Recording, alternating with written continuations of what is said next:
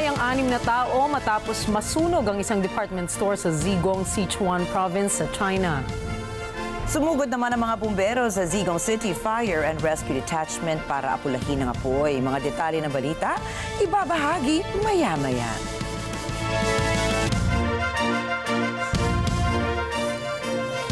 Magandang gabi, ako po si Ricky Matay. At ako si Nina Richie Alago Flores. Ito ang Mata ng Agila International para naman sa mga headlines ngayong Huwebes ng gabi.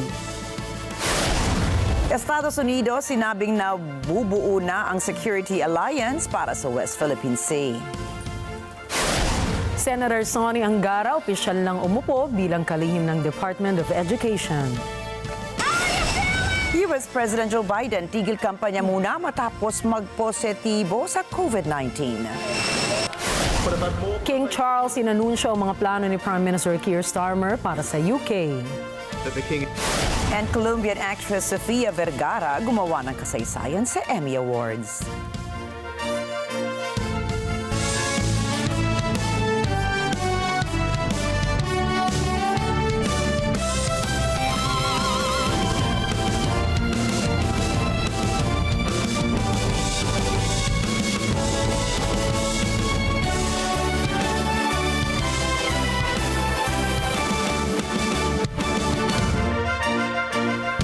Muling binigyan diin ng Estados Unidos ang panawagan nito sa China na itigil na ang mga agresibong aksyon nito sa West Philippine Sea. Sinabi ni US Ambassador to the Philippines Mary Kay Carlson na bubuo ng mas malaking security alliance para ipairal ang rule of law sa pinag-aagawang teritoryo. Nakahandaan niya ang alyansa ng mga bansa sa layong panindigan ang pag-iral ng batas sa Indo-Pacific region. Una nang umapela ang Estados Unidos sa People's Republic of China na tigilan na ang harassment nito sa mga barko ng Pilipinas dahil illegal o dahil legal at nag-ooperate naman ang mga ito sa loob ng sariling exclusive economic zone. Git din ng US envoy na suportado ng ibang mga bansang panawagan nito. Paliwanag ni Carlson, mas lumalakas ang boses ng international community na kinokondena ang ginagawang harassment ng China. Kasama sa mga bansang naghayag ng pagkondena sa agresibong kilos ng China laban sa mga barko ng ating bansa ay ang Japan, Australia at Estados Unidos. Ipinaabot ni dating Pangulong Rodrigo Duterte ang kanyang pagbati kay former US President Donald Trump sa kanyang nominasyon bilang Republican presidential candidate. Sa isang social media post, ipinahayag ni Duterte ang kanyang suporta para kay Trump.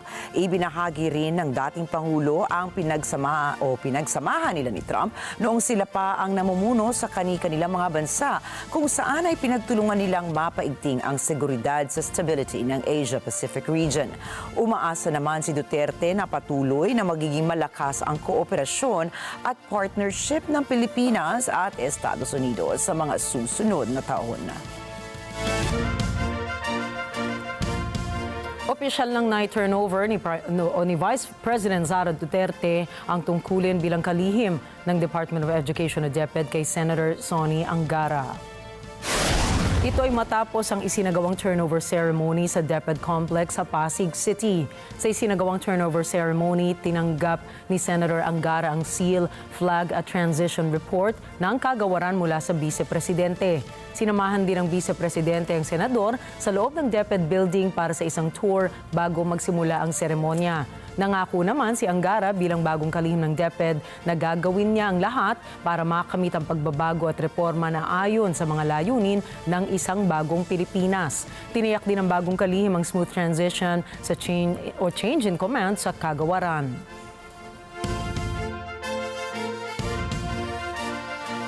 Sinabi ni Pangulong Ferdinand Marcos Jr. na ang pag-develop ng isang paliparan sa Pag-asa Island ay kasalukuyang isa sa mga prioridad ng pamahalaan. Binigyan diin ni Pangulong Marcos ang kahalagahan ng Palawan sa depensa ng Pilipinas. Kasama rin dito ang papel ng turismo sa patuloy na paglago at pag-unlad ng probinsya.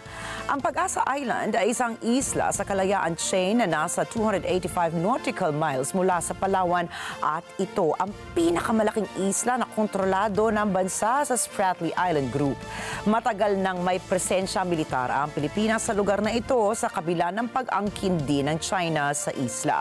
Dagdag pa ni Marcos na ang proyekto sa military runway sa Balabac Island Air Base na makatutulong rin sa pagdepensa ng Palawan ay malapit nang matapos. Uusap ng Japan at ng Pilipinas para magsagawa ng karagdagang kolaborasyon sa pagitan ng Coast Guards ng dalawang bansa.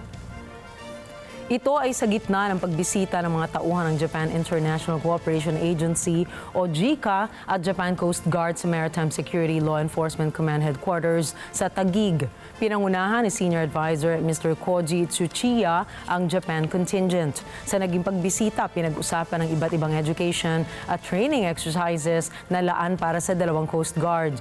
Tinukoy ng JICA ng proyekto nito sa Pilipinas ay para tulungang mapataas ang kakayahan ng Philippine Coast Guard.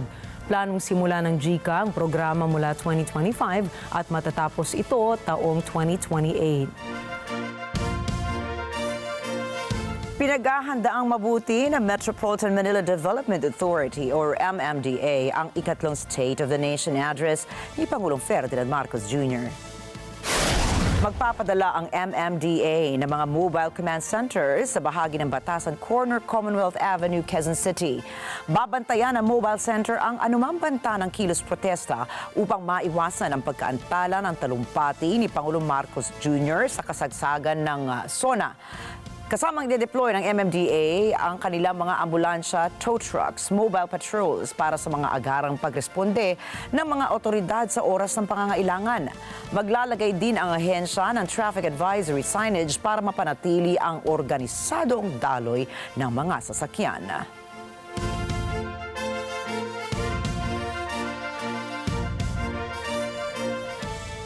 Nakatanggap ang mahigit 3.7 million senior citizens ng dobleng social pension ngayong taon. Ayon sa Department of Social Welfare and Development o DSWD, ang nakuhang pensyon ay may kabuuang halaga na 21.8 billion pesos. Ang nasabing pondo ay dulot na rin ang pagdoble ng halaga ng pensyon na 1,000 piso na dati ay 500 lamang.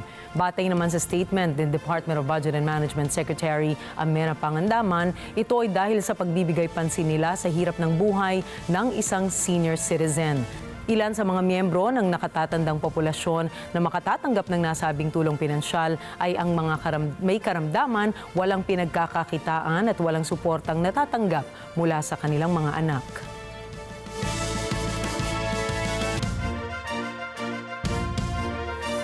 Umabot na po sa 7 ang namatay dahil sa matinding pag-ulan ng habagat sa Mindanao, ayon po yan sa National Disaster Risk Reduction and Management Council or NDRRMC. Kinumpirma ng NDRRMC na patay ang 5 sa iniulat, 4 mula sa Zamboanga Peninsula at 1 mula sa Northern Mindanao. Sinusuri pa ng ahensya ang 2 posibleng namatay, 1 naman mula sa Davao Region at 1 mula sa Barma. May mga ulat din ng 2 sugatan at 1 nawawala sa Northern Mindanao. Sa kasalukuyan, 5,611 na pamilya ang nasa 46 evacuation centers habang 49,570 namang pamilya ang tumatanggap ng tulong sa labas ng mga evacuation centers. Susunod, Chinese activist ibinalitang na-stroke si President Xi Jinping. Pamilya ng mga hostage ng Hamas nagmarcha sa Tel Aviv. At US President Joe Biden nagpositibo sa COVID-19. Yan at iba pang mga balita sa pagbabalik ng Mata ng Agila International.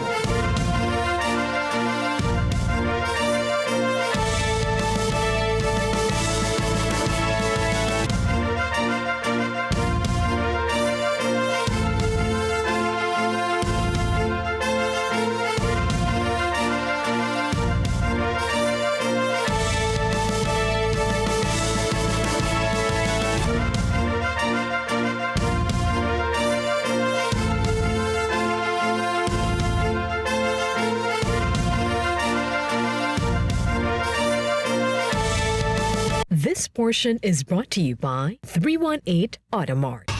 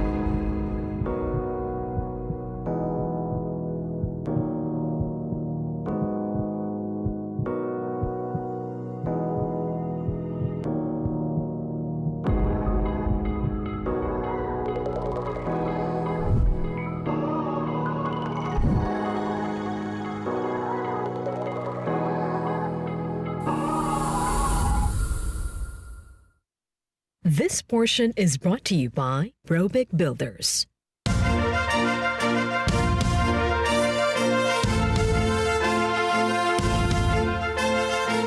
Nagdaos ang Japan ng isang summit kasama ang mga lider mula sa mahigit 100 bansa sa Pacific.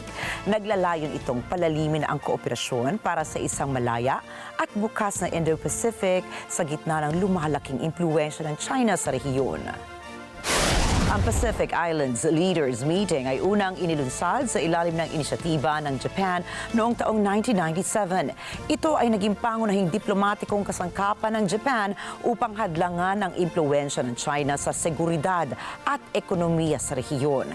Sinabi ni Japanese Prime Minister Fumio Kishida na umaasa siyang maiangat ang ugnayan ng Japan sa mga isla ng Pasipiko sa mas mataas na antas. Binibigyan diin niya ang kahalagahan ng pagsasama-sama upang agarang tugunan ang mga mutual na issue katulad ng pagbabago ng klima. Tinanggap ni Cook Islands Prime Minister Mark Brown na siyang co-chair ng summit ngayong taon ang pantay na paraan ng Japan na makipagtulungan sa mga miyembro. Itinuro niya ang climate and disaster risk management, katatagan ng ekonomiya at iba pa bilang mga pangunahing lugar para sa kooperasyon. Muling nagtanim ng libo-libong landmines ang North Korea sa mga border nito. Batay sa inilabas na ulat ng South Korea, maraming mga sundalo ng North ang naglagay sa mga landmines sa border sa kabila ng napakainit na panahon. Nagtayo rin umano ang North ng mas maraming mga bakod sa frontline ng demilitarized zone sa pagitan nila ng Seoul.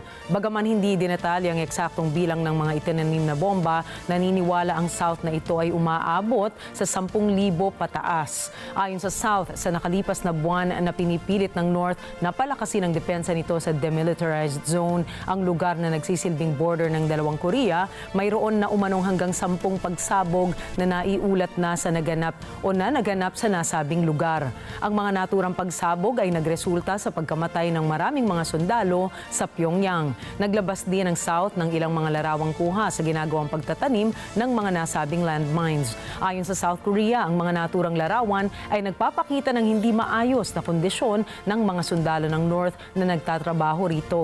Kabilang umano sa mga kailangang danasin ng mga sundalo ay ang tuloy-tuloy na pagtatrabaho ng walang karelyebo. Ang mga sundalo ng Pyongyang ay napipilitan umanong magtrabaho ng halos 12 hanggang 13 oras kada araw. Maaalalang sa mga nakalipas na buwan ay ilang mga sundalo na ng North ang nag-aabandona sa kanilang mga kampo at tumatakas papuntang Seoul. Maliban sa mga sundalo, ilang mga top diplomats na rin ang kumalas at pumunta ng South Korea dahil sa iba't ibang mga kadahilanan. Iniulat ni Chinese human rights activist Jennifer Zheng sa kanyang blog na na-stroke si Chinese President Xi Jinping sa gitna ng ikatlong plenarium session ng 20th Central Committee. Sa kabila nito, nananatiling walang kumpirmasyon kung may katotohanan ang sinabi ni Zheng. Ito ay dahil na rin sa communication blackout na kasalukuyang pinaiiral ng Central Committee ng China. Hindi ito ang unang beses na kumalat ang usap-usapang na-stroke si Xi. Magugunitang noong taong 2023, may kumalat na video na pahapay-hapay kung kumilos si Xi nang bumaba siya mula sa eroplano nang bumisita sa France. Sasalubungin ni Prime Minister Keir Starmer ng UK ang humigit kumulang 50 mga lider sa buong Europa para sa ika-4 na European Political Community o EPC Summit. Ang EPC ay unang nagtipo noong Oktubre 2022 at dinaluhan ng 44 na mga pinuno sa buong kontinente. Binuo ang summit na ito kasunod ng digmaan sa Ukraine at naglalayong itaguyod ang dialogong pampolitika at kooperasyon sa pagitan ng mga bansa sa Europa. Pinaplano ni Prime Minister Starmer na gamitin ang summit ngayong taon upang itulak ang aksyon para siguruhin ang mga border sa kontinente. Ito ay dahil sa dumarami na ang mga iligal na imigrante hindi lamang sa UK, pati na rin sa ilang bansa sa Europe. Inaasahang dadalo sa pulong si President Volodymyr Zelensky ng Ukraine. Kasama rin sa dadalo sina European Council President Charles Michel at Secretary General Jens Stoltenberg ng NATO. Samantala, hindi makadadalo sina European Commission President Ursula von der Leyen at President Recep Tayyip Erdogan ng Turkiye. Sa Libya, isinagawa ang conference ukol sa irregular migration na diniluhan ng mga kinatawan ng 28 bansa mula sa Europa at Africa. Layunin po ng conference na magtatag ng isang makatotohanang kooperasyon upang tugunan ang nasabing issue. Emmy Kapili-Taroha para sa detalye. Nagsimula ang kumperensya ukol sa migration sa kabisera ng Libya na Tripoli. 28 mga lider at kinatawan mula sa mga bansa sa Mediterranean at Africa ang dumalo. Kabilang dito si Italian Prime Minister Giorgia Meloni na nanawagan para sa multilateral approach na pagpuksa sa human trafficking. Aniya, sinasamantala ng human traffickers ang desperasyon ng mga mahihinang tao na nais takasan ang kahirapan. Fight against human trafficking. For what the United Nations tell us is that human trafficking is nowadays one of the most powerful criminal, traffic in the world. There are people making lots of money using the desperation of the fragile persons. That's why we want to fight against human traffickers. Also because illegal migration is an enemy of legal one. Ayon kay Libyan Prime Minister Abdelhamid Dbeibah, may moral na responsibilidad ang mga pamahalaan sa sub-Saharan migrants na tumatawid sa disyerto para makarating sa Europa. Mungkahi ni Dbeibah, pondohan ng mga bansa sa Africa at sa mga nagpapadala ng mga migrante at hindi anya sa dagat o disyerto o sa detention center sa Libya o Europa. الفكرة بشكل بسيط هذه الأموال لابد أن نرى دولنا في أفريقيا وأهلنا في أفريقيا من يبعثون هؤلاء الناس لنصرف هذه الأموال هناك وليس في البحر وليس في قوارب النجاة وليس في الصحراء وليست في معسكرات الحجز في ليبيا أو في أوروبا. Ang Libya ay may 300 kilometrong layo mula sa Italia. Ito ay sinasabing key departure point ng mga migrante mula sa sub-Saharan African countries na nais magtungo sa Europa para sa mas mabuting buhay. At dahil sa paghihigpit ng European Union sa pagdagsa ng irregular na mga migrante, naiipit ang mga ito sa Libya at iba pang bansa sa Hilagang Amerika. Emmy Kapili-Taroha para sa mata ng Agila International. Trusted, connected, on point. Inaresto ng mga opisyal sa Venezuela si Miltiades Avila, ang head of security para sa opposition leader ng bansa, mahigit 1 linggo bago humarap si President Nicolas Maduro sa isang mahirap na halalan.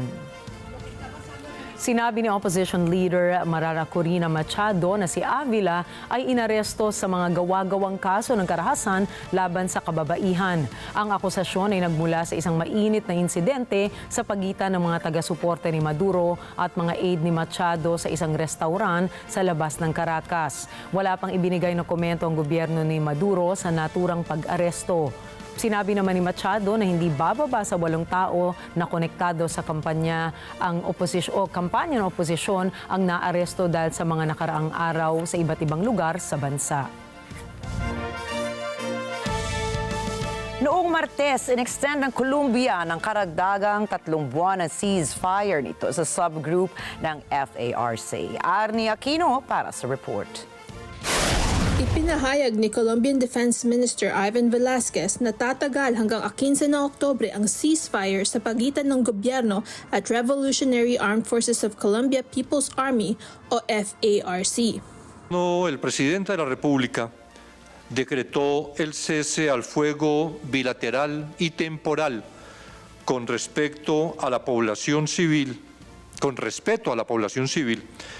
entre el Estado Mayor de los bloques Magdalena Medio, comandante Gentil Duarte, y comandante Jorge Suárez Briceño, y el Frente Raúl Reyes, por el término de 3 meses.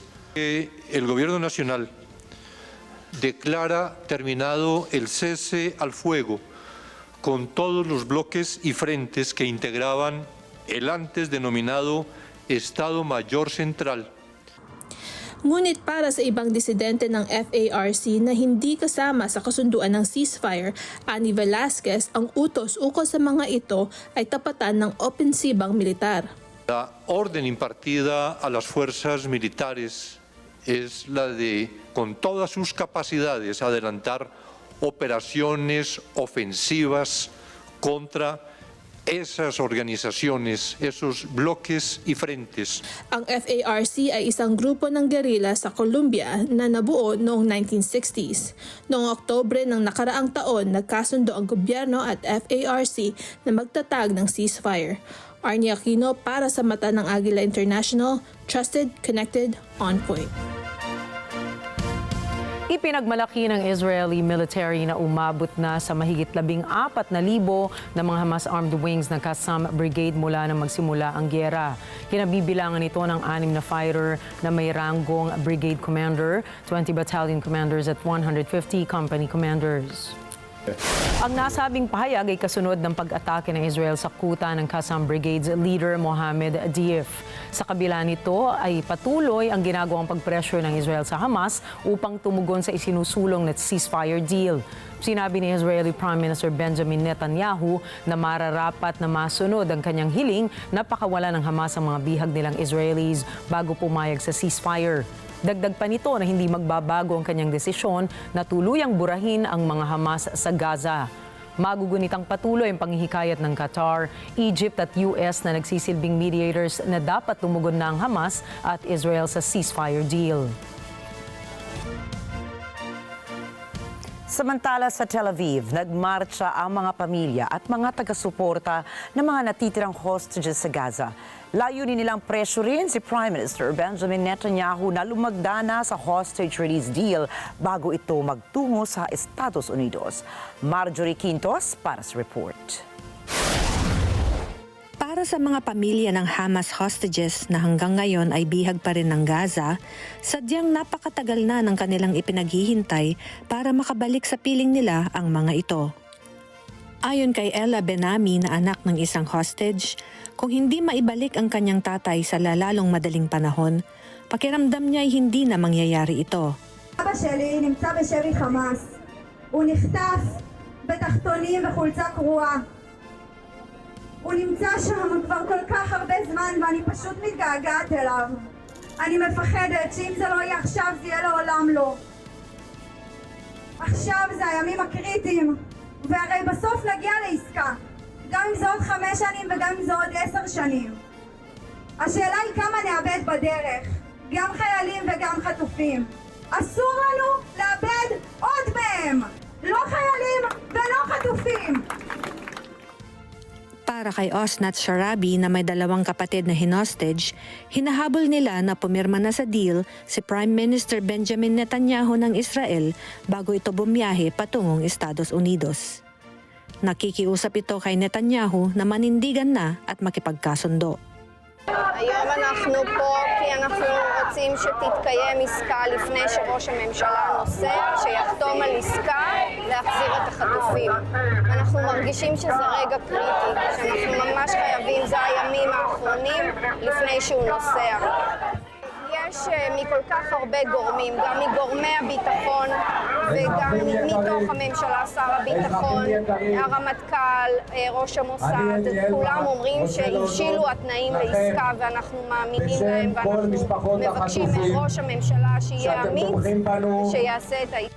Samantala, patuloy ang airstrikes ng Israel sa Gaza noong Miyerkules matapos mangako ni Netanyahu na daragdagan pa ang pressure sa Hamas.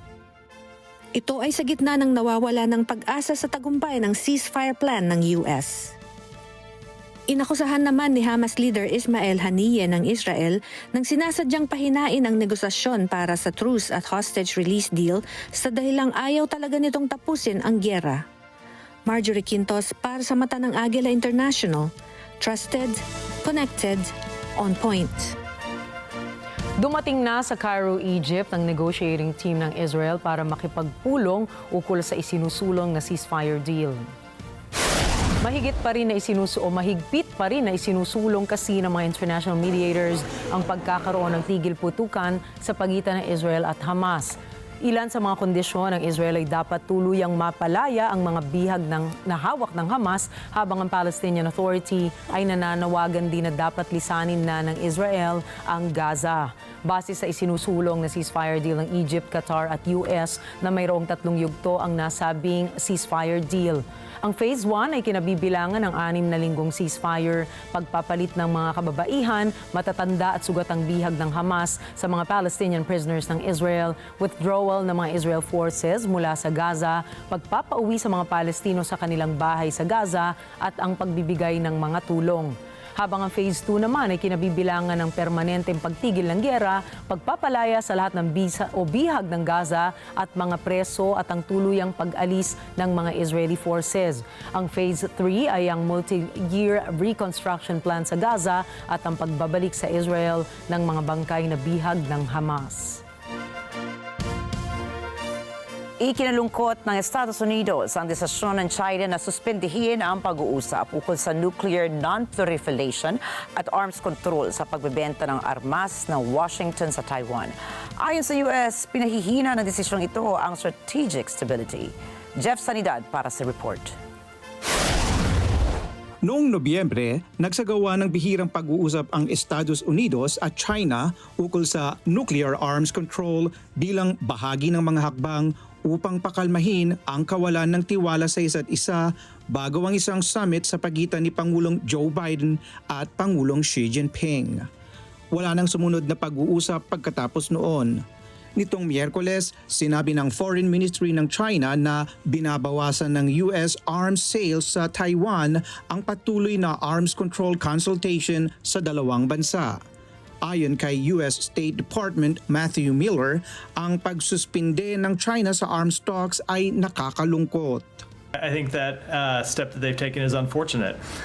China has chosen to follow Russia's lead in asserting that engagement on arms control can't proceed when there are other challenges in the bilateral relationship. We think this approach undermines strategic stability. It increases the risk of arms race dynamics.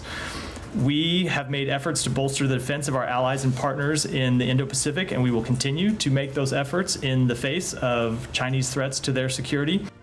Noong 1979, kinilala ng US ang Beijing pagdating sa diplomasya. Ngunit nananatili ito ang katuwang ng Taiwan at pinakamalakas na supplier ng armas. Hindi ito ay kinatuwa ng China. Jeff Sanidad para sa mata ng Agila International. Trusted, connected, on point. Kinumpirma ng White House na nagpositibo si US President Joe Biden sa COVID-19. Ayon sa doktor ni Biden na si Kevin O'Connor, merong banayad na sintomas ng sipon at ubo ang Pangulo. Tiniyak naman ni Press Secretary Karine Jean-Pierre na nabakunahan si Biden at nakatakda itong i-isolate sa kanyang tahanan sa Delaware para doon gawin ang kanyang tungkulin. Ito ang pangatlong beses na nagka-COVID si Biden. Samantala, tinuligsa naman ng kampo ni na Senate Majority Leader Chuck Schumer at House Minority Leader Hakeem Jeffries ang pagkakandidato ni Biden. Ito ay dahil na rin sa kanyang edad at pagiging prone sa mga sakit. Nakatakda dapat si Biden na magsalita para sa Estados Unidos, US, isang Latino civil rights organization bilang pangangampanya sa mga Hispanic voters.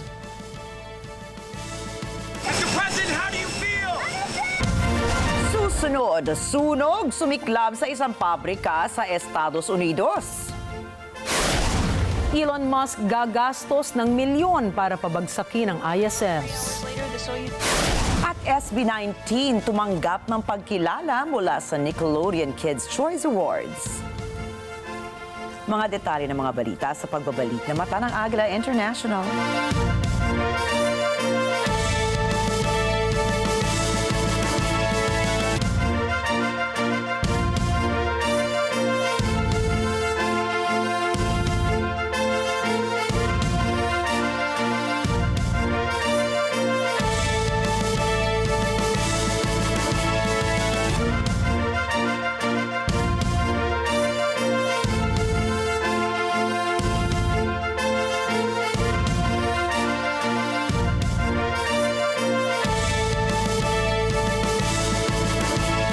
This portion is brought to you by North Luzon Express Terminal. Plug and connect into the future of on-demand and on-the-go charging with a promising tech company, ConnectPH. We'll hear how this innovative company is reshaping the way we power up on the go. Let's learn more from Martin James Arada, the Assistant General Manager of ConnectPH, about their exciting concept that is charging up the industry. To bring a technology where people, they will feel assured na parang kahit malubat ako, meron akong battery. There's an emergency, I can get, source of power. Open for business with Cesar Vallejos, Sunday, 9 p.m. Sunday 25.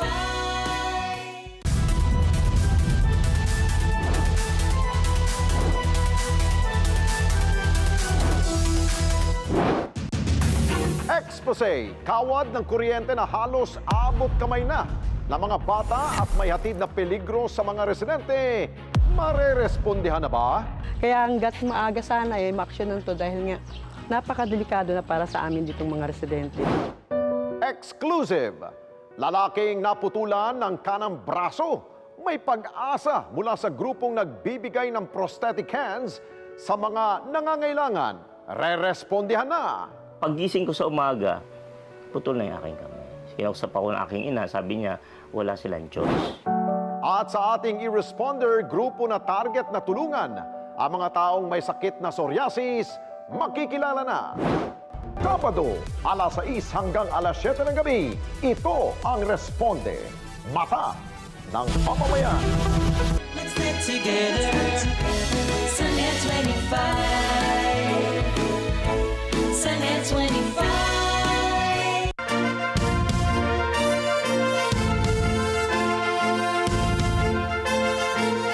Nagbabalik ang mata ng Agila International sa pagpapatuloy ng ating mga balita ngayong gabi.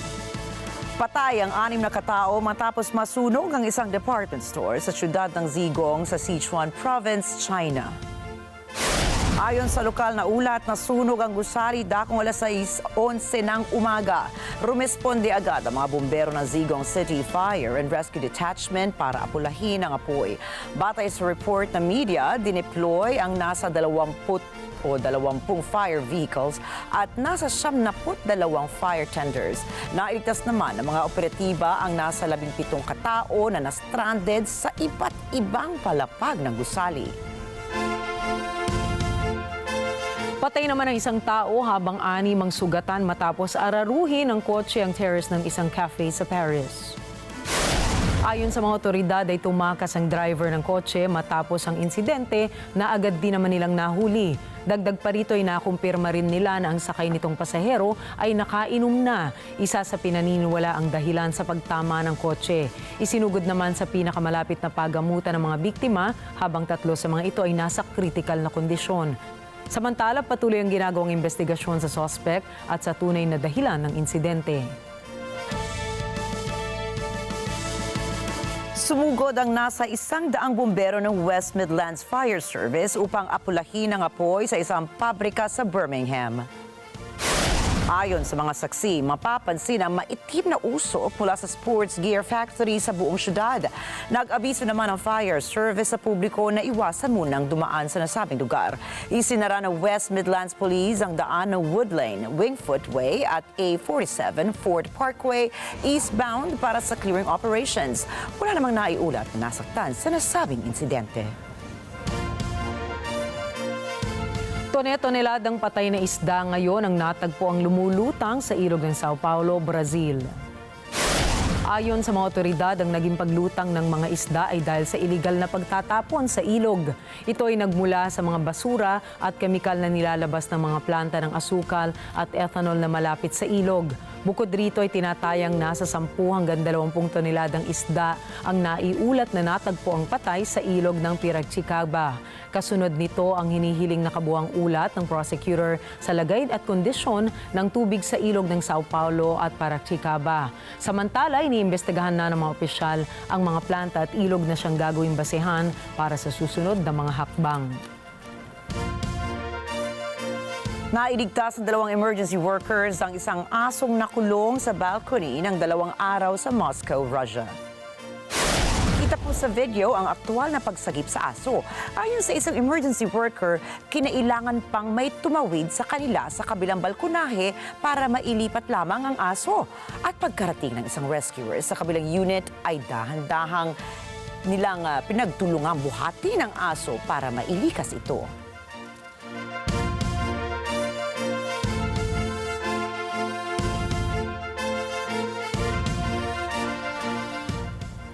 Nagsimula na ang panibagong parlamento ng United Kingdom. Ito'y matapos ihayag ni King Charles III sa kanyang King's Speech ang mga plano ni UK Prime Minister Keir Starmer. Si Leslie Borbon para sa detalye. Formal na binuksan ni King Charles ang parlamento ng United Kingdom nang kanyang i-anunsyo ang mga plano ng Labour government. Sa kanyang King's Speech ay nangako si King Charles na magiging matatag ang ekonomiya ng kanilang bansa.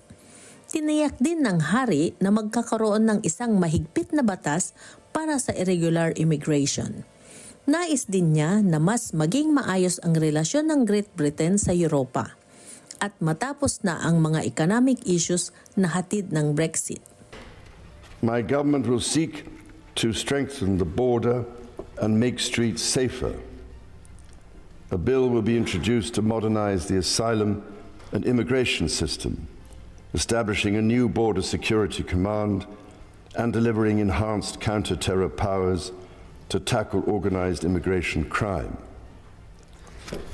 My government will seek to reset the relationship with European partners and work to improve the United Kingdom's trade and investment relationship with the European Union. My ministers will seek a new security pact to strengthen cooperation on the mutual threats faced by the United Kingdom and the European Union. Binigyang diin ni King Charles na mananatiling unshakable ang commitment ng United Kingdom sa North Atlantic Treaty Organization o NATO. Inanunsyo rin niya na magsasagawa ang Labour government ng isang strategic defense review upang matiyak na ang kakayahan ng United Kingdom na ipagtanggol ang sarili nito ay tumutugma sa pamalagiang pagbabago ng global strategic threats. Muli ring nangako si King Charles na susuportahan nito ang Ukraine upang maisakatuparan ang nais nito na mapabilang sa NATO. Sinabi rin ng hari na gagawa ng paraan ang kanyang gobyerno upang magkaroon ng pangmatagalang kapayapaan at seguridad sa Middle East. My government will play its part in trying to secure long-term peace and security in the Middle East. It is committed to a two-state solution with a safe and secure Israel alongside a viable and sovereign Palestinian state. Samantala, sinang-ayunan ni UK Prime Minister Keir Starmer ang talumpati ni King Charles. Anya, wala ng gimmick o party political strategy dahil nakatuon ang Labour Party sa pangako nitong paghahatid ng serbisyo para sa mga mamamayan ng United Kingdom. A commitment, no matter how fierce the storms, to economic stability as the foundation we build on. That is a changed Labour Party at work. And then on that foundation, we take the brakes off Britain. Ito po si Leslie Borbon para sa mata ng Agila International. Trusted, connected, on point.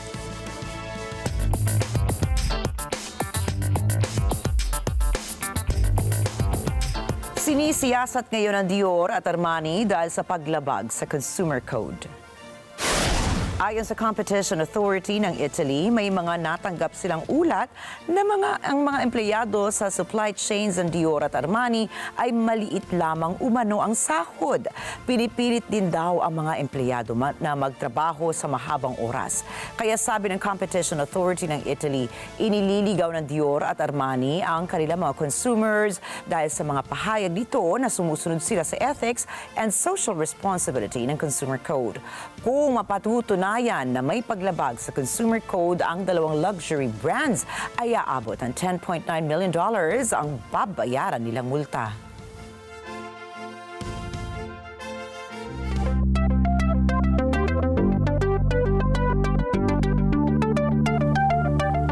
Handang Gumastos si Elon Musk na higit $640 million para pabagsakin ang International Space Station o ISS mula sa kalawakan. Ito ay sa harap ng nalalapit na expiration nito sa 2030. Dati nang inanunsyo ng NASA ang plano nitong i-deorbit ang ISS noong 2022, kung saan pinili nilang contractor dito ang SpaceX ni Elon Musk. Ayon sa kasunduan, gagawa ang SpaceX na isang spacecraft na magsisilbing tugboat para sa deorbiting ng ISS. Layo ng pag-deorbit sa ISS na itutok sa Pacific Ocean ang space station bago ito tuluyang pabagsakin doon. Sa taong 2026, hahayaang unti-unting ma-decay ang ISS para maihanda sa nalalapit nitong deorbiting. Form a hard mate between the Soyuz and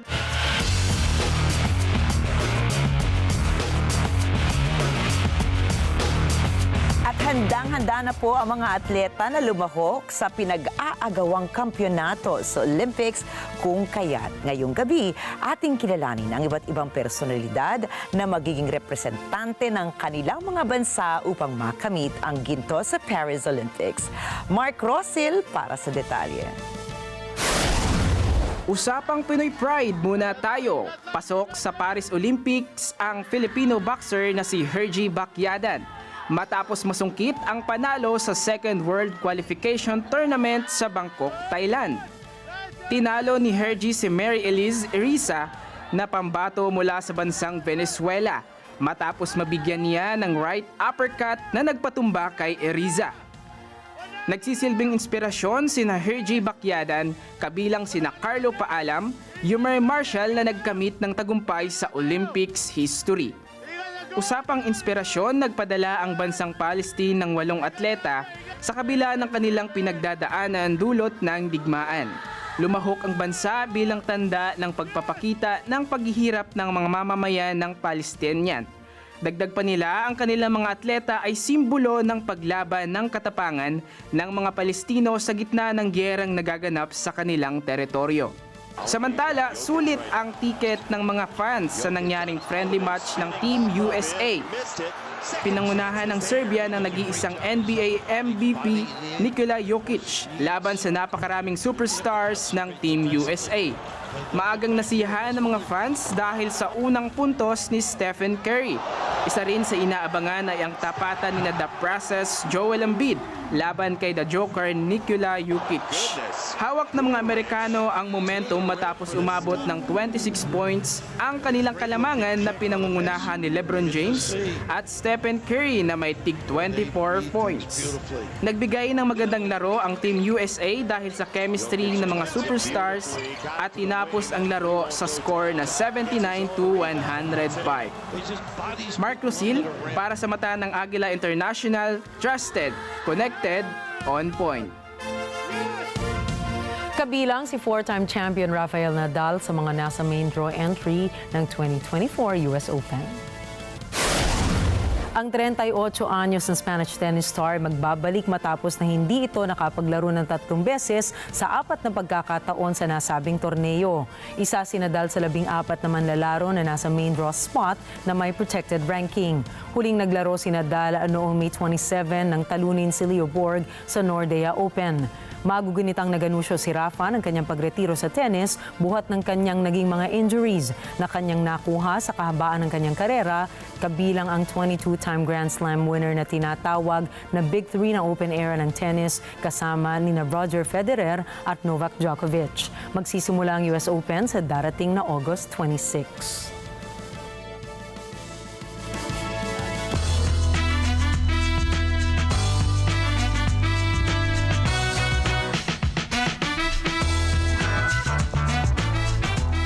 Muling namayagpag sa international music scene ang P-pop boy band na SB19. Ito po ay matapos nilang matanggap ang pagkilala mula sa 2024 Nickelodeon Kids' Choice Awards. Matagumpay na inanunsyo ng grupo ang pagkapanalo nila sa kategorya ng Favorite Asian Act na mula sa libo-libong boto ng mga fans worldwide. Kabilang sa mga nakatapat nilang mga nominado ay ang K-pop boy band na ENHYPEN, Japanese girl group na NITZU, Indonesian singer-actress na si Tiara Andini at Malaysian singer na si Iman Troy. Kasunod nito ay naglabas ng video ang grupo para magpasalamat sa lahat ng mga bumoto at sa lubos na pagsuporta natin. Bukod dito ay nominado rin ang grupo sa 2024 Billboard Fan Army Face-Off kung saan makakaharap nila ang mga grupong BTS, 17, Stray Kids at marami pang iba. Samantala, binubuo naman ang P-pop boy band ng mga miyembro na sina Pablo, Josh, Stel, Ken and Justin. Gumawa ng kasaysayan ng aktres na si Sofia Vergara sa papalapit na 76th Emmy Awards. Ito ay matapos itanghalang aktres bilang unang nominadong Latina sa kategorya ng Lead Actress in a Limited Series. Matatandaan na nakaagaw pansin ang kanyang unang dramatic role bilang real-life drag queen na si Griselda Blanco sa miniseries na pinamagatang Griselda.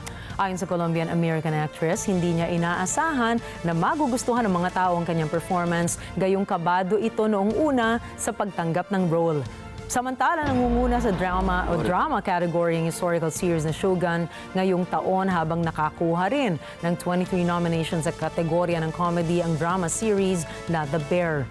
Magaganap ang nasabing awarding show sa Setyembre sa Peacock Theater sa Los Angeles. Susunod, paaralan sa China, ginawang recreation center. Samot-sari mga buwaya nagkalat sa Cambodia. At abangan ang iba pang mga storya pagdating ni Alma Angeles at ng Net25 World News. At magbabalik pa rin ang mata ng Agila International.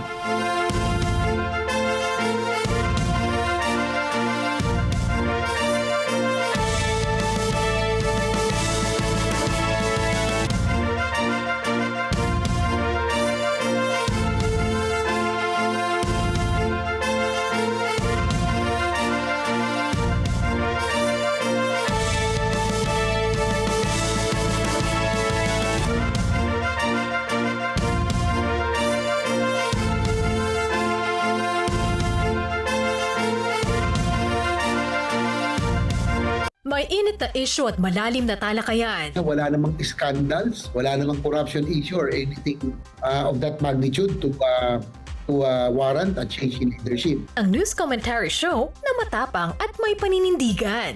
Ito ngayon may Chinese mafia, nakakakuha ng mga authentic na Filipino birth certificate. Well, ako because nga sabi ko, ibabalance mo lang naman yan eh. So, maging mas stricto lang tayo, siguro taasan natin yung ante. Ano sa palagay nyo? Monday to Friday, 8 to 10 a.m. Dito lang sa Net25. Let's get together. Sa Net25. Sa Net25. Mars! Narinig mo na ba yung latest? Yung mga anak daw ng mag-asawang May at Ever, hindi mautusan. Yung panganay, puro cellphone. Sumunod na ako sa'yo nasa top na ako. Yung pangalawa, busy sa kaibigan. Mamaya na po yan, Ma. Ito yung panggagala ko sa sa beach. At yung bunso, nako, palpak. Di pa po ako tapos, Papa. Ay nako, wala naman nakikinig sa akin dito. Ewan ko ba kung bakit ang hilig mag-utos sa mga magulang nila. Gusto mo din ba malaman? Inutusan mo ko. Ever?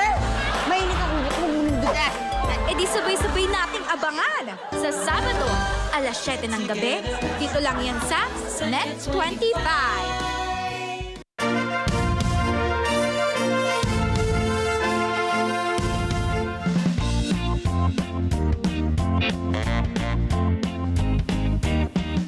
Samantala, ang isang kindergarten sa Taiwan, China ay ginawa pong isang recreation center para sa mga matatanda. Ayon sa principal na si Li Shulyong Tol, ginawa na lamang nilang recreation room sa mga dating classroom sa mga bata dahil kakaunti na lamang ang mga bata sa kanilang lugar habang dumarami naman ang mga senior citizens. 是越来越少了，那么退休的老年人呢是越来越多了，而且我本身也到了退休的年龄啊，所以说我对我们这个年龄段的这个中老年人吧，就是他们的需求是非常非常清楚的啊，非常。 Positibo naman ang naging impact ng recreation centers dahil maraming senior citizens sa kanilang lugar ang nagkaroon ng active lifestyle. Sila ay sama-samang kumakanta, sumasayaw at nag-eehersisyo sa itinayong recreational site. 那我的学员们都会说是就是其实挺想走出来的。以前吧还是就是广场舞啦，或者自己在家自娱自乐。现在其实给予他们的平台比较多啦，你比如说线上课啦，或者是咱们这种有关于老年的大学，我觉得给他们带来的也是一种开心和快乐。我的感受就是在家里头每天闷闷不乐，一天就是想睡觉。 完了就是玩手机，感觉也没啥意义啊。就是说退休了，找个好像重回年轻式的那种感觉，走到这个老年大学。 Sa ibang balita, masisilayan na ngayon ang painting na itinago ng 400 taon bilang cover art ng album sa Bose Museum sa United Kingdom. Nadiskubre ng mga art conservator ang painting matapos nilang magsagawa ng x-ray para suriin ang ilang paintings. Kasunod nitong balita na ginamit ng dating American rock band na MGMT ang painting bilang cover sa bagong album na kanilang inilabas. Ayon kay Nikki Grimaldi na mula sa Northumbria University, ang nadiskubring painting ay isang magandang balita para sa lubos na pagkilala sa gawa ng mga natatanging artists. Anya ay hindi matatawaran ang galing nito sa kulay at estilo na ginamit para maipinta ang larawan. Samantala, patuloy ang ginagawang pag-iingat at pangangalaga ng Bose Museum sa nasabing painting.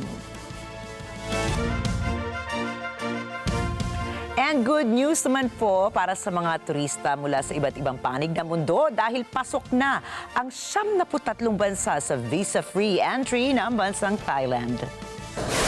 Ayon sa mga opisyal, ang pagdaragdag nila ng mas maraming bansa ay makatutulong para maipataas ang turismo doon. Maaari magtagal ang mga turista na mula sa Southeast Asia ng higit sa 60 araw. Nakapagtala naman itong Hunyo ang bansa ng 17.7 million na bilang ng mga turista, mataas ng 35% kumpara sa nakalipas na taon. Karamihan sa mga turista na bumibisita sa kanilang bansa ay mula sa China, Malaysia at India. Samantala, pinahihintulutan naman ang mga turistang estudyanteng magtagal ng isa pang taon para makapaghanap ng trabaho. Itinuturing na sign of hope ang pagkakapisa ng itlog ng 60 Siamese crocodile sa Cambodia. Ito ay dahil itinuturing na near extinct o malapit ng maubos ang populasyon ng nasabing buwaya. Ayon sa conservationists, ang nasabing kaganapan ay gumawa ng record ng pinakamaraming napisang itlog sa kasaysayan ng endangered species. Maliban rito, ikinatuwari ng grupo ang muling pagdami ng reptile sa loob ng 20 taon nilang pagsisikap na paramihin ang kanilang bilang. Samantala, tinatayang nasa 400 na lang ang natitirang populasyon ng nasabing uri ng buwaya sa buong mundo. Ano ba, Nina? Ikaw ba ay mahilig ka? Alam ko mahilig ka sa animals. Mahilig ka rin ba sa buhaya? Parang nung tinanong mo yan, ang immediate visualization ko, yung parang may haghag ako ng buhaya na gano'n. Parang hindi ko tuloy, parang mahirap sagutin yung tanong. But actually, Ricky, animal lover naman ako. At syempre, gustong-gusto ko pag nakakabalita tayo ng mga, alam mo yung sinasagip yung populasyon ng mga endangered species ng kung ano-anong hayop, di ba? So, nandun na tayo sa panahon na yun dahil sa maraming factors, dahil sa climate change, etc. Ito na yung panahon na talagang ang dami ng endangered species. Pero alam ko, di ba, lalayo pa ba tayo sa Pilipinas? Sa Davao lang, may crocodile farm na doon, di ba? Tsaka syempre, alam ba marami rin tayong kilalang mga collectors or mga pet owners na ang mga gusto talaga mga reptiles, di Oo, ba? totoo yan. May mga nag-aalaga ng ahas, Oo, mga yung buwaya, tarantula. di ba? Biglang naligaw pala ako. Oo. Napunta ako sa mga arachnids, di ba? Hindi kasi... Ikaw din, parang nag-alaga ka ng arachnid. Hindi, nako. Kasi may nung nabanggit mo kasi yung mga reptiles, parang pumasok sa isip ko, exotic, di ba? So yung iba naman, mga tarantula, yung mga gano'n na parang ako medyo... Gusto mo mga furry, parang nako, mga loving animals. kinda. May kakilala nga ako nag-alaga pa ng Scorpio. Uy, mga gano'n. Oh my diba? gosh. Kaya talaga kanya-kanyang hilig. Ang importante ay isa tayo sa gusto natin, mga pangalagaan ang lahat ng uri ng buhay. Tingin ko marapat lang naman kasi yung mga yan, pag hindi natin ilagaan, talagang mauubos. Ayan. So, Yun. ako din, Effort. ang aking pet na si Hershey, laging nanonood kasama nila. Kailangan mag-hello ka sa kanya. Hello, Hershey. Nakaantabay siya right now. Paano yung pets? Yung sa akin, baka tulog ngayon. Ano na, past his bedtime na. Sige, tanungin naman natin si Miss Alma kung mahilig din siya sa pets dahil ito na siya, parating na siya.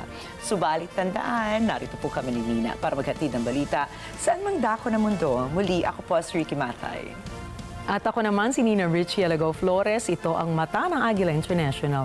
Para sa mga balitang nangyari sa iba't ibang panig ng mundo, punta naman tayo kay Alma Angeles para sa Net 25 World News. Take it away, Alma.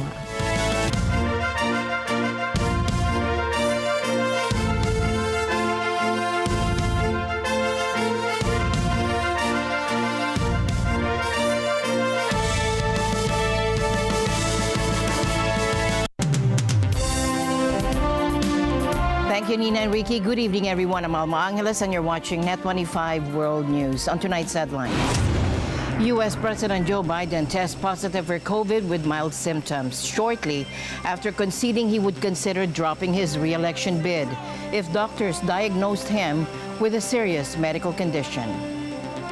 Donald Trump will get the red carpet treatment as he accepts the Republican nomination to run for U.S. president, capping a historic party convention dominated by the weekend attempt on his life.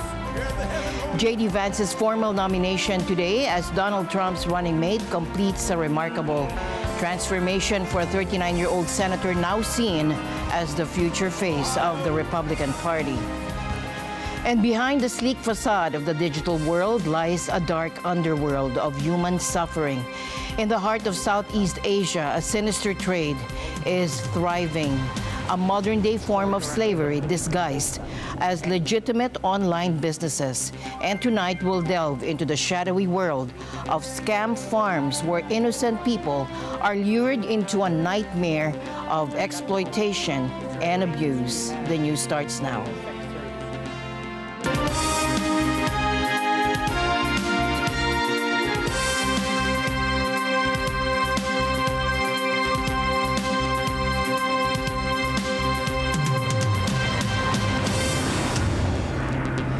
President Biden has canceled an event after testing positive for COVID-19. The 81-year-old president was set to deliver a campaign speech in the battleground state but was delayed by an hour and a half before the event was abruptly called off. Biden was seen boarding Air Force One shortly afterwards, stating, "I feel good," as he headed back to his home in Delaware. Take a look.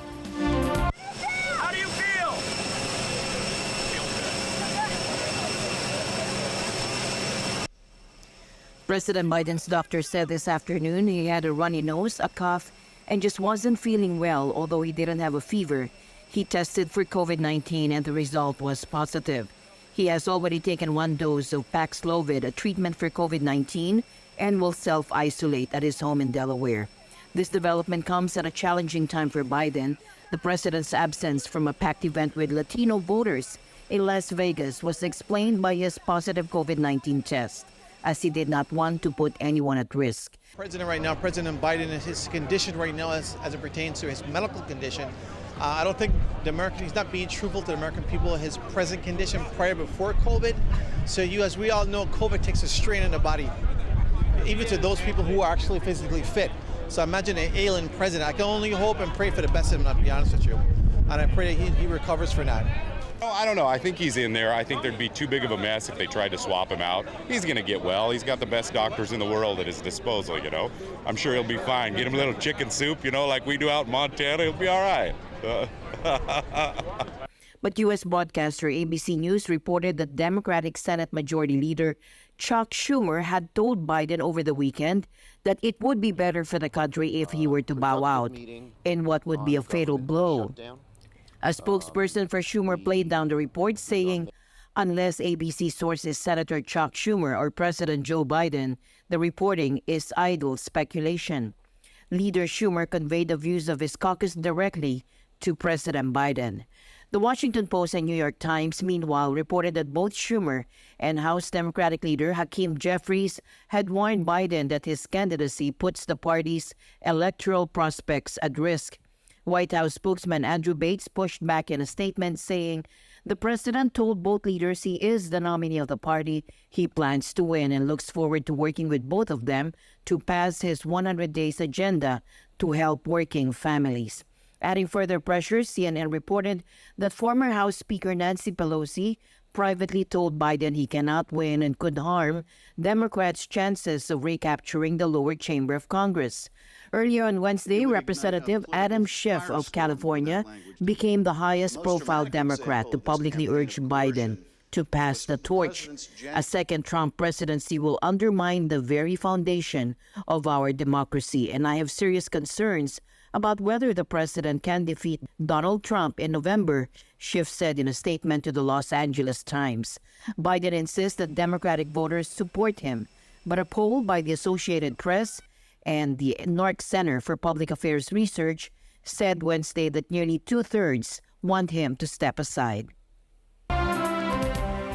Meanwhile, Vice President Harris addressed the tragic incident at the Trump rally, expressing her condolences to the former president.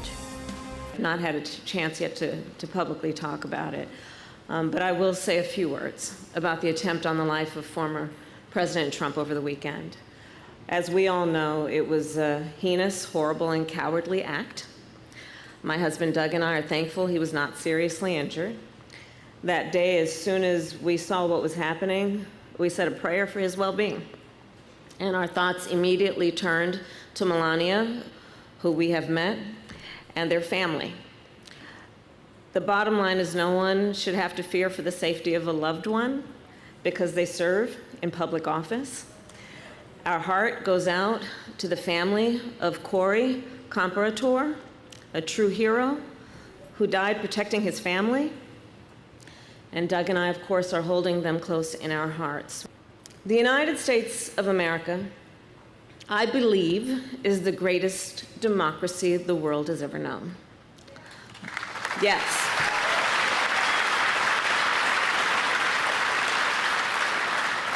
But in the aftermath of this weekend's shooting, one of the questions we now confront is about the way we should engage with one another in this campaign. On Sunday evening, our President Joe Biden issued a call for unity. And there must be unity around the idea that while our nation's history has been scarred by political violence, violence is never acceptable. There can be no equivocation about that.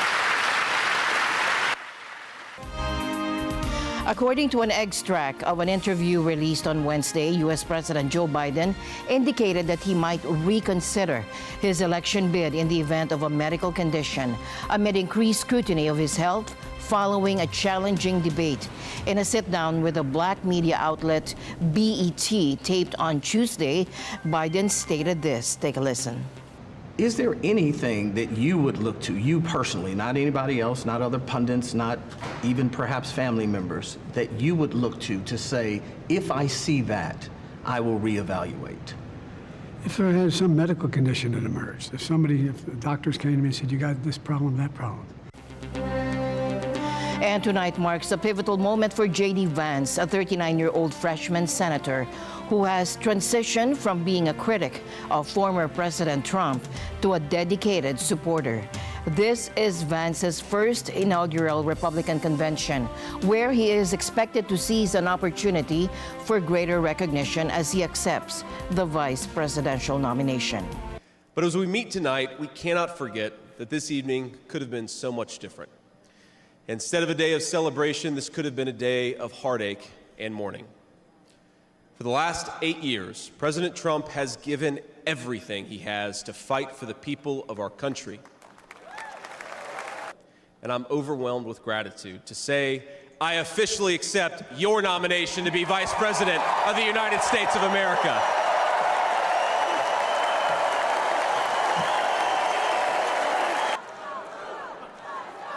Come on.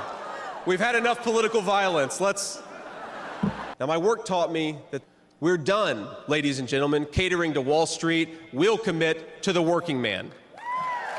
There is still so much talent and grit in the American heartland. There really is. But for these places to thrive, my friends, we need a leader who fights for the people who built this country. His speech tonight offers an opportunity for J.D. Vance to introduce himself to Republicans and a national audience. And many may only know him as the best-selling author of Hillbilly Elegy, recounting his childhood in Middletown, Ohio, and his Appalachian roots. Vance, who is married with 3 children, served in the Marines before attending Yale Law School. I met J.D. in law school when he was fresh out of Ohio State, which he attended with the support of the GI Bill. We were friends first because, who wouldn't want to be friends with JD? He was then, as now, the most interesting person I knew. A working class guy who had overcome childhood traumas that I could barely fathom to end up at Yale Law School. A tough Marine who had served in Iraq, but whose idea of a good time was playing with puppies and watching the movie Babe. He subsequently pursued a career as a venture capitalist before entering politics. With Trump's endorsement, he rose to the U.S. Senate, marking a notable evolution from his earlier criticisms of the former president. European Commission President Ursula von der Leyen made her final pitch to win EU lawmakers' backing for a second term, vowing to bolster Europe's defense and strengthening its industry through greater investment. We should always keep in mind a member state's border is a European border, and we will do everything we can to make them stronger. And this is part of the reason why we must strengthen Frontex, to make it more effective while fully respecting fundamental rights. I will propose to triple the number of European border and coast guards to 30,000. Europe has a responsibility to play an active role in the world, starting in our neighborhood, and in particular in the Middle East. I want to be very clear. The bloodshed in Gaza must stop now.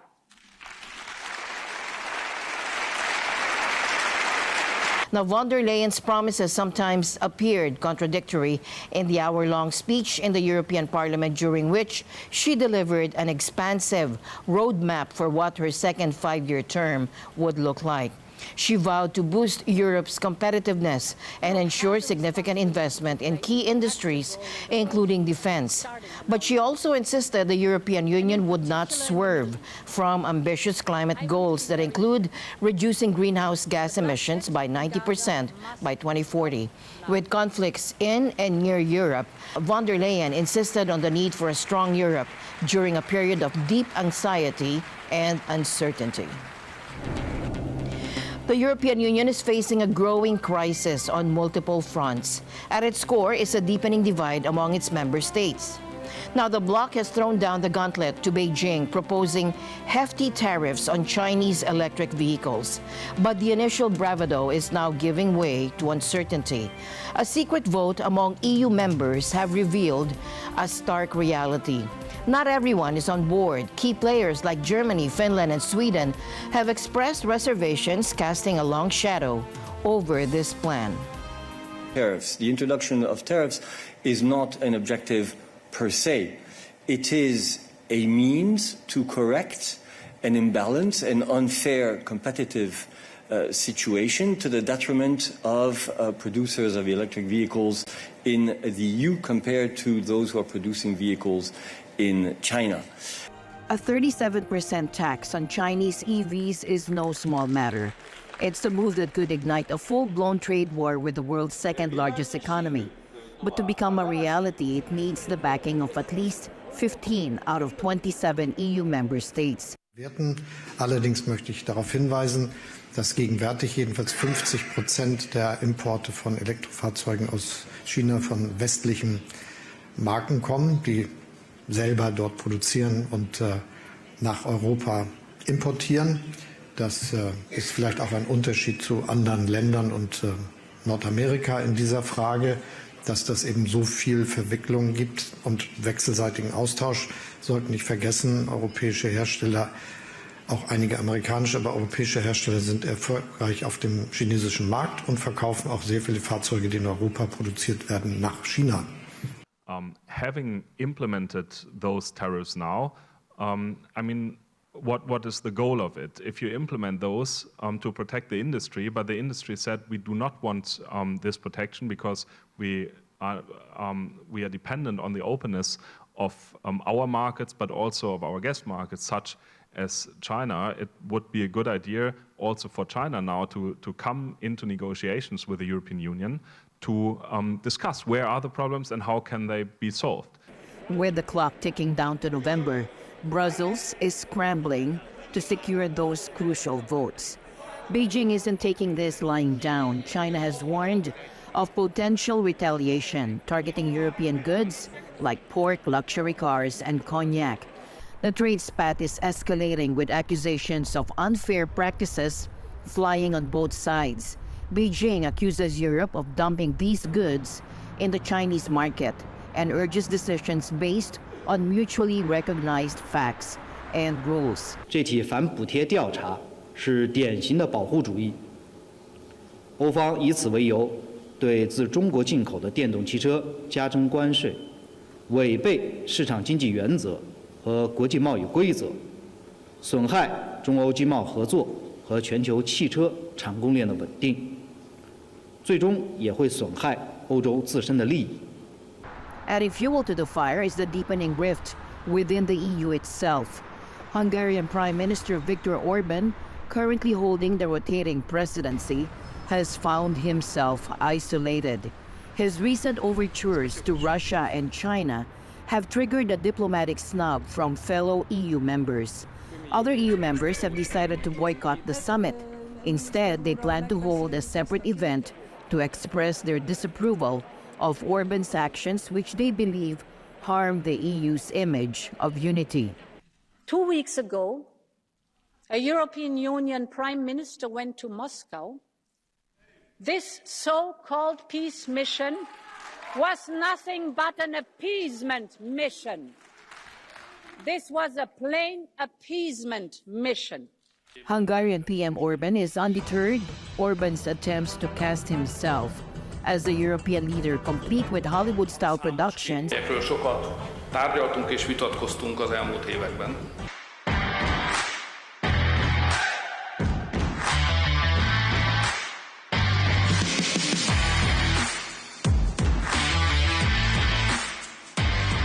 Stand in stark contrast to the growing unity issues within the bloc. The question now is, can the EU weather these internal storms and present a united front on the world stage?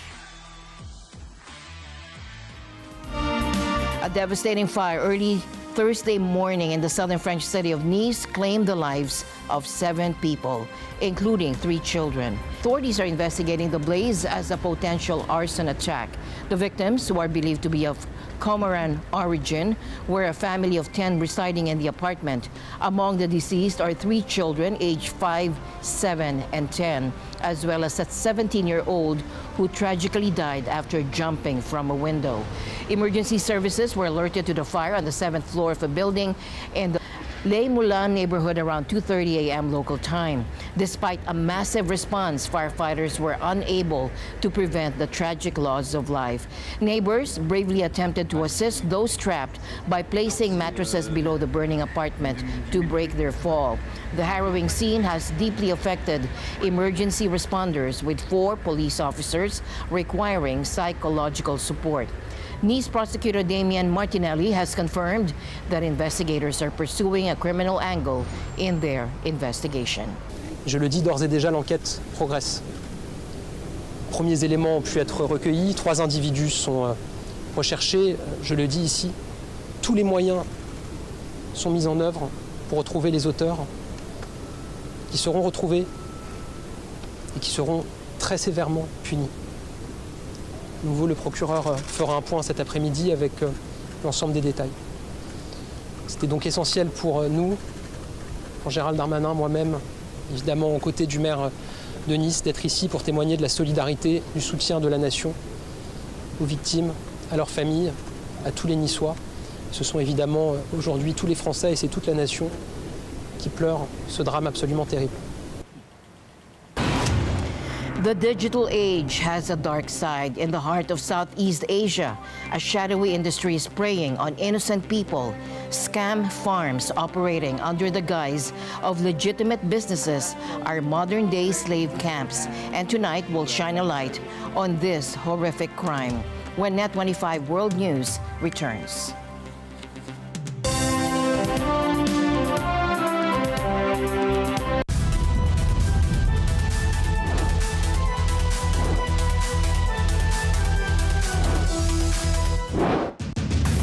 Expose, kawad ng kuryente na halos abot kamay na ng mga bata at may hatid na peligro sa mga residente.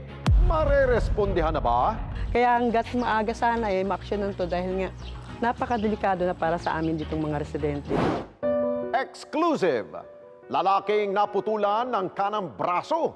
May pag-asa mula sa grupong nagbibigay ng prosthetic hands sa mga nangangailangan. Rerespondihan na! Paggising ko sa umaga, putol na yung aking kamay. Kinausap ako ng aking ina, sabi niya, wala silang choice. At sa ating e-responder, grupo na target na tulungan ang mga taong may sakit na psoriasis, makikilala na. Sabado, alas 6 hanggang alas 7 ng gabi, ito ang Responde, Mata ng Mamamayan. Let's get together, Sunday 25. Sunday 25.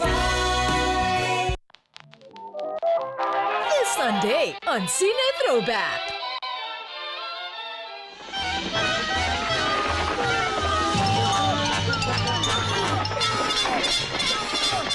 It's Lyra! This doesn't look good to me. Why would humans take pictures of animals in the jungle?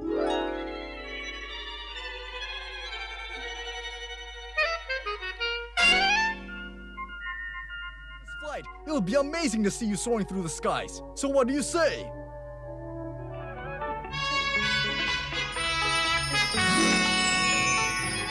I'm flying. I'm really flying! This Sunday, 12 noon, here on Net 25. Let's get together, Sunday 25.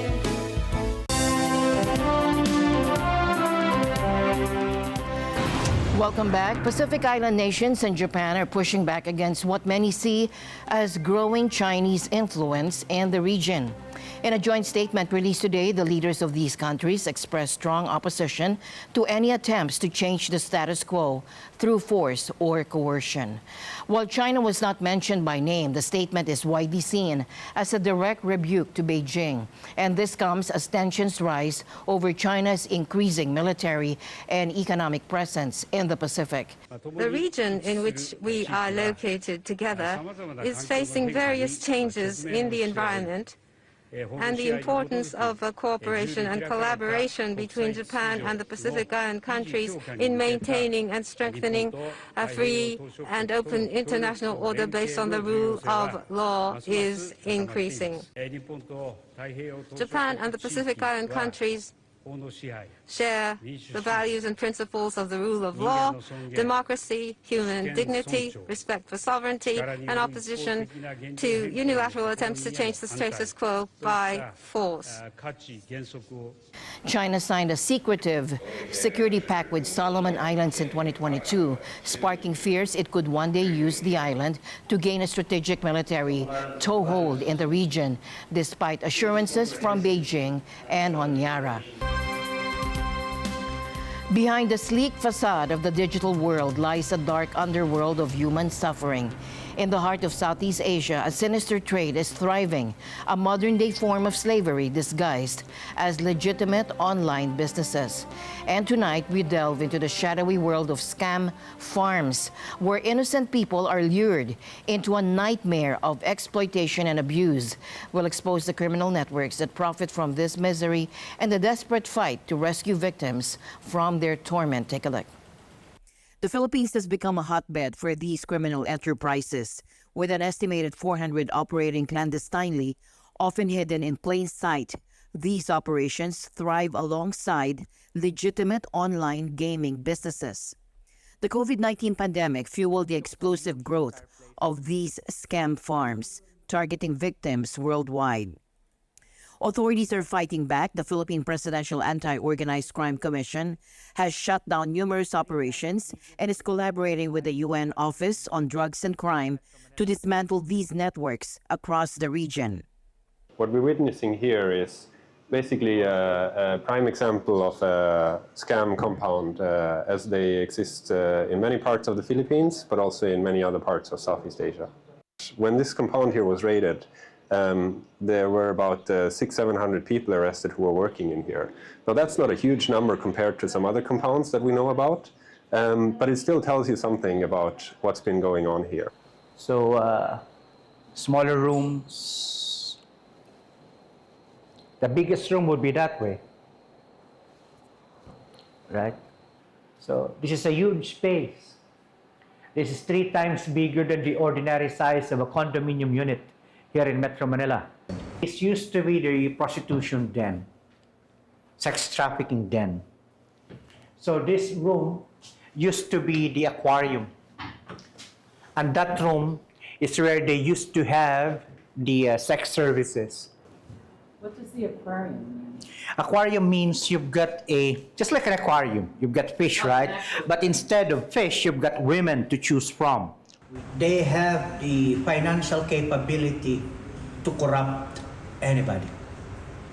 They can corrupt just about anybody in public office, right? So the amount of money they have is their potent tool against law enforcement. But that doesn't mean that there are no law enforcers out there who are willing to operate against them.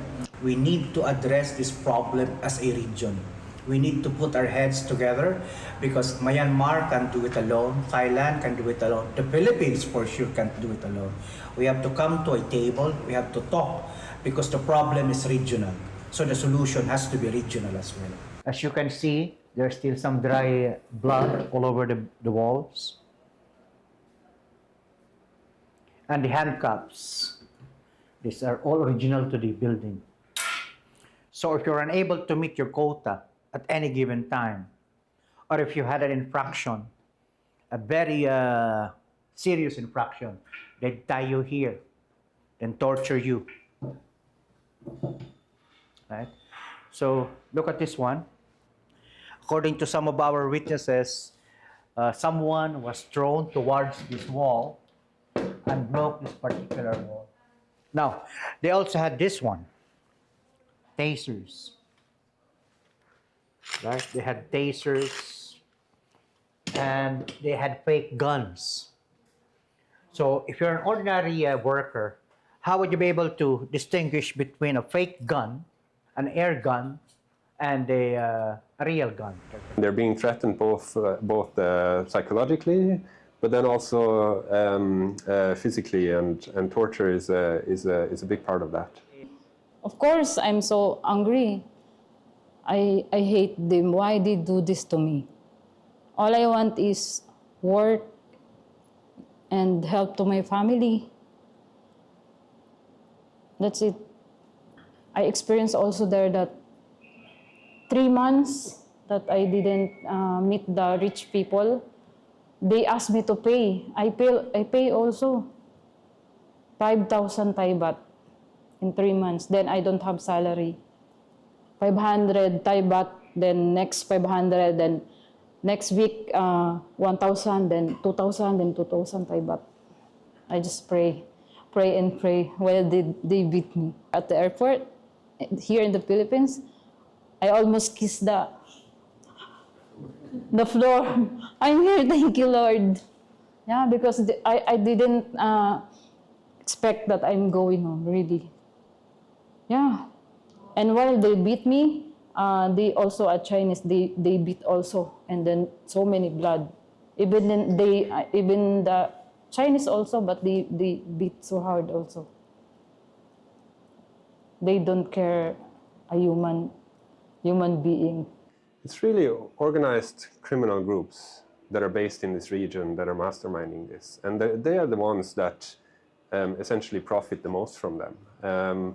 They work with different actors. They might work with people who control territory, whether in places like border areas in the Mekong, border areas of Myanmar, where different groups control territories and house these compounds, or they might work with local power structures. But in the end, these organized crime groups, and they might be based in different parts of Southeast Asia, China, other parts of the region, and they're the ones that really stand to gain the most, and they're the ones making the big money with this business. Scam centers are actually a convergence of crimes, and it starts from the fact that some local authorities, even national authorities, are involved in issuing permits to the scam centers, and then eventually it revolves in cyber crimes because a lot of these people are in fact recruited via the internet, via social media, and then it becomes a little bit more difficult because it becomes modern slavery